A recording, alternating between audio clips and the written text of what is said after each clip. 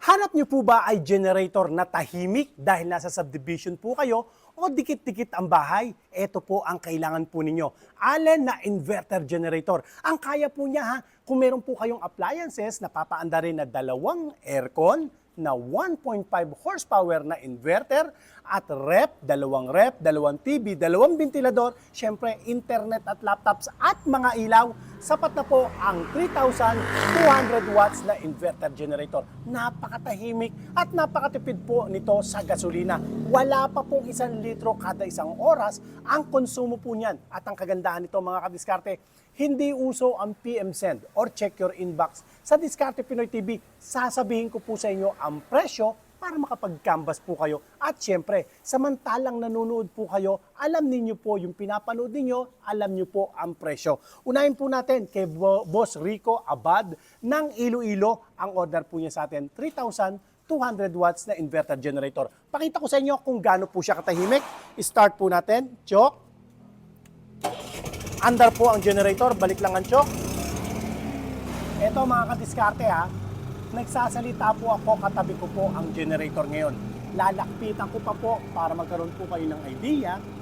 Ang salita ko po, simpleng salita lang. Hindi sumisigaw, para lang tayo nagkwekwentuhan habang umaandar ang generator na ito.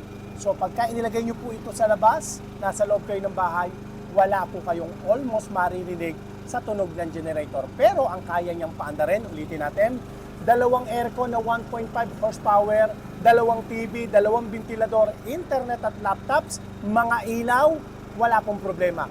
Dahil yan po ay Allen na inverter generator. Ganyan po kalakas po yan.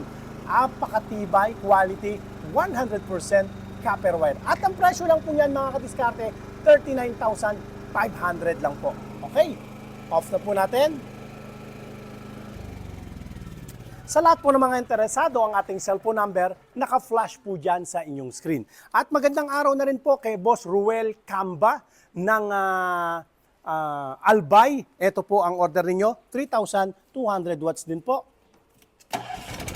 Andar din po siya. Napakatahimik at quality po yan. Okay, tingnan nyo, meron na rin po siyang gulong.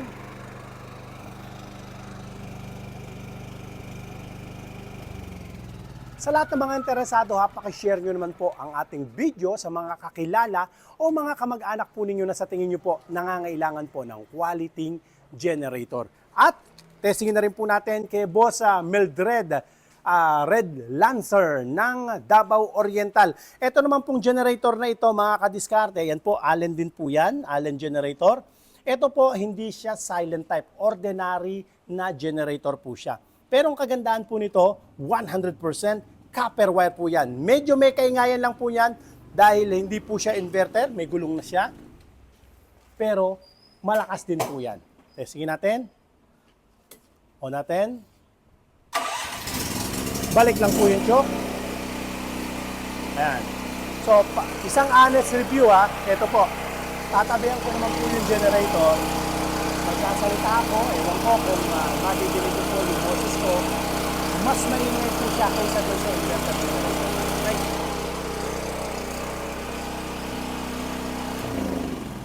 At ang presyo po nito ngayon ay 19,500 lang po yan. 19,500 lang po yan. Mas mura po kaysa dito sa inverter na generator. Sa lahat po ng mga interesado, share nyo po ang video po natin at huwag nyo kakalimutang i-follow Diskarte Pinoy TV.